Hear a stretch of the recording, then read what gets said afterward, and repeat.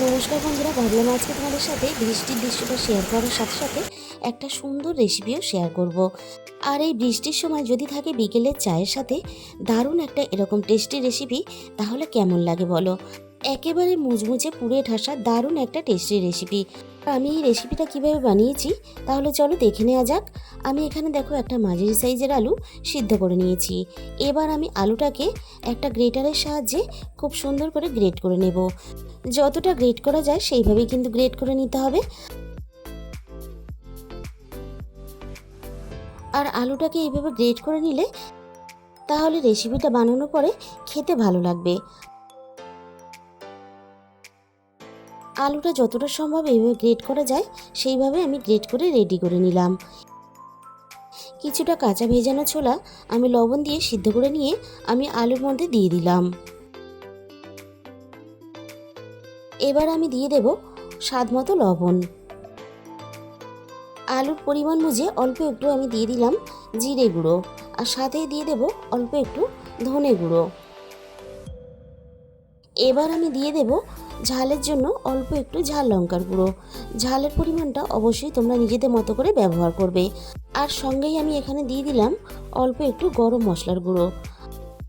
আর আমি এখানে দিয়ে দেব বেশ খানিকটা ধনেপাতা কুচি। ধনেপাতা কুচিটা দিলে তাহলে দারুণ খেতে লাগবে। আর সব শেষে আমি এখানে দিয়ে দিলাম গন্ধরাজ লেবুর রস।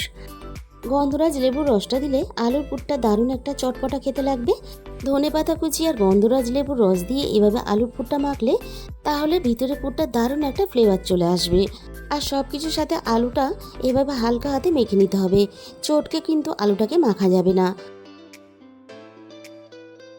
এবারে আমি একটা ব্যাটার বানিয়ে নেব। এর জন্য আমি একটা বড় বাটির মধ্যে 1 চামচ পরিমাণ বেসন নিয়ে নিলাম। আর বেসনের মধ্যে আমি দিয়ে দিলাম সামান্য অল্প পরিমাণ ঝাল লঙ্কার গুঁড়ো। বেসনের মধ্যে স্বাদ মতো লবণ দিয়ে দিলাম। এবার আমি বেসনের মধ্যে অল্প অল্প করে জল দিয়ে একটা ব্যাটার বানিয়ে নেব। এবার আমি বেসনটাকে সব কিছুর সাথে মিশিয়ে খুব ভালোভাবে ফেটিয়ে রেডি করে নেব। আর ঘরে থাকা সমস্ত উপকরণ দিয়ে তোমরা কিন্তু এই রেসিপিটা যখন মন চাইবে তখনই বানাতে পারবে। বেসনের মধ্যে আমার আরও একটু জলের প্রয়োজন আছে, তাই আমি জল দিয়ে দিলাম।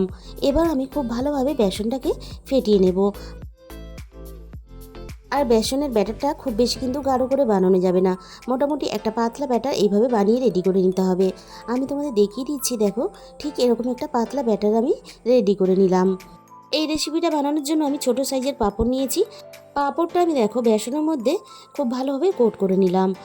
আর বেসনের মধ্যে পাঁপড়টাকে কোট করে নেওয়ার পরে যতটা সম্ভব এক্সট্রা ব্যাটার কিন্তু ঝরিয়ে ফেলতে হবে। এবার আমি দেখো পাঁপড়টাকে একটা থালার মধ্যে নিয়ে নিয়েছি। আর ঠিক পাঁপড়ের মাঝখানে অল্প একটু পুর দিয়ে দিলাম। এবারে আমি পাঁপড়ের দুটো সাইড ধরে মুড়ে দেব। আর বেসনের ব্যাটারটা যেহেতু লাগানো আছে তাই খুব সহজেই কিন্তু দুটো মুখ আটকে যাবে। আমি দুটো মুখ খুব সুন্দরভাবে আটকে দিলাম।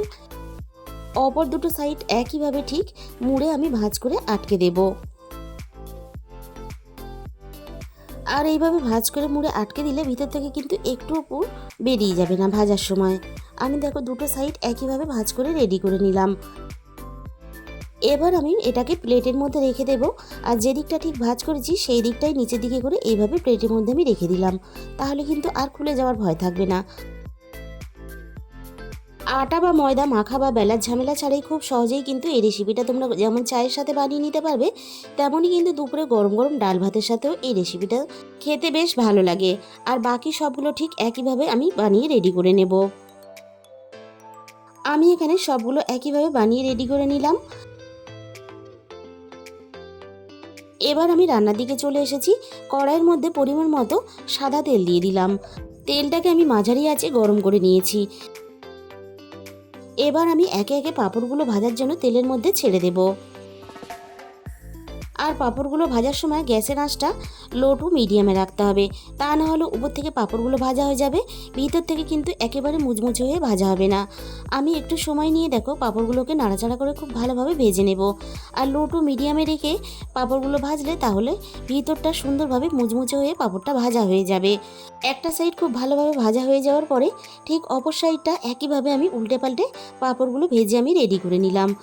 আর পাঁপড়গুলো দেখো ভিতর থেকে ভালোভাবে ভাজা হওয়ার জন্য বেশ বালিশের মতো কিন্তু ফুলে উঠেছে। প্রথম ব্যাচের পাঁপড়গুলো আমার কিন্তু ভাজা রেডি হয়ে গেছে। এবার আমি বাকি পাঁপড়গুলো ঠিক একইভাবে তেলের মধ্যে একে একে দিয়ে আমি ভেজে নেব।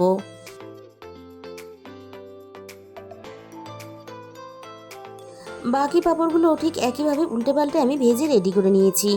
এবার আমি তেলে থেকে ছেঁকে তুলে নেব। আর পাঁপড়গুলো ভাজার পরে দেখতে কতটা লোভনীয় হয়েছে সেটা কিন্তু তোমরা দেখে বুঝতেই পারছো। খুব কম সময়ে ঘরে থাকা সমস্ত উপকরণ দিয়ে দারুণ একটা টেস্টি রেসিপি কিন্তু আমাদের রেডি হয়ে গেল। তাহলে বন্ধুরা, আজকের এই রেসিপিটা ভালো লাগলে প্লিজ একটা ভিডিওতে লাইক করে দিও, আর প্রচুর প্রচুর নিজেদের বন্ধুদের মধ্যে শেয়ার করে দিও।